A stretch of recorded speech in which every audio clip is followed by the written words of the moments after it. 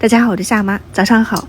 油炸的面包是真的香，同一个面团我一锅炸一锅烙哈，就都挺松软的。昨天做小酥肉的时候不是还有一点油吗？把它捞干净。现在这个片段应该是昨天晚上的9点多钟，邻居刚钓上来的鱼哈，分了一点给我。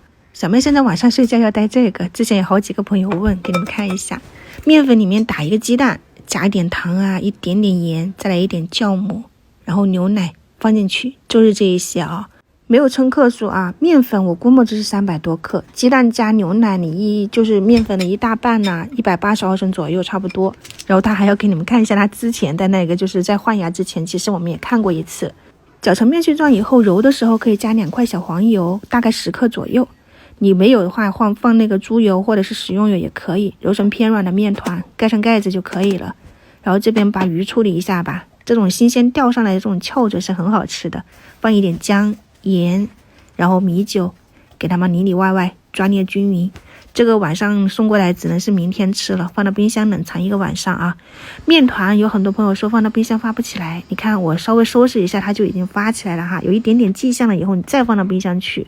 早上大概6点多钟我就醒来了，今天起得比较早，可能是周五我又要放假了。它冷藏过后1个晚上我是发起来了，你看一下哈，它底部是有丰富的蜂窝状，体积也变大。不过冷藏过后的面团它是偏硬的，就揉起来会有点发硬，就用手多搓揉。我应该是揉了5-6分钟，手的温度可以让这个面团快速回温，也可以排气，因为早上起来是没有时间让它回温的嘛。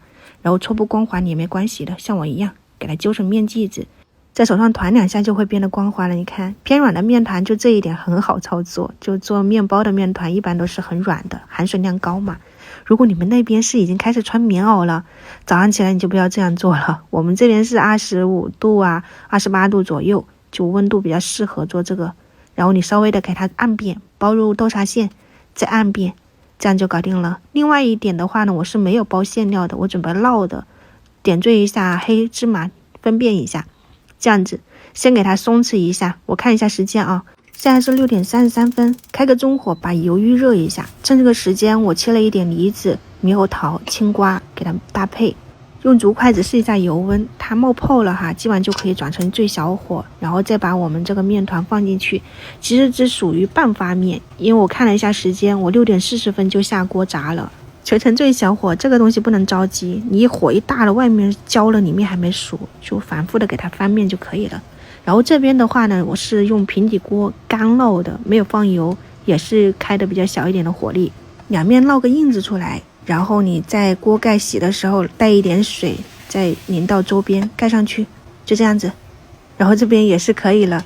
其实如果我这个再醒上个5分钟，它炸的时候它就不会开裂，因为面筋它有点紧哈，炸的时候开裂就代表它松弛的不到位，你们可以多等一等，但炸出来也是很好吃的。控一下油分，这个油炸的豆沙面包，你可以给它裹上一点糖粉啊，或者是这种稀的白砂糖，中间要是扣个洞就是甜甜圈了，很香。然后这边也出锅了，6点51分，我们今天的早餐就搞定了。后面忘记关火了，底下有一点点糊，但不影响。烙的发面饼也很好吃，虽然没啥味道，但是我觉得是那种越嚼越香的，我个人比较喜欢。掰开松软，按压反弹就代表熟透了。如果你按压它不反弹，而且有点发黏，那是没怎么烙熟。这个是油炸的面包，吃起来是真的香，但是我不太喜欢，因为可能我年纪到了。然后最后给你们煎2个鸡蛋，时间还比较充裕。旁边早餐会贴个图，就制作过程的片段截取出来的，方便大家参考一下我的制作时间以及日期嘛，对不对？都很新鲜实时的。晚上再见啊，拜拜。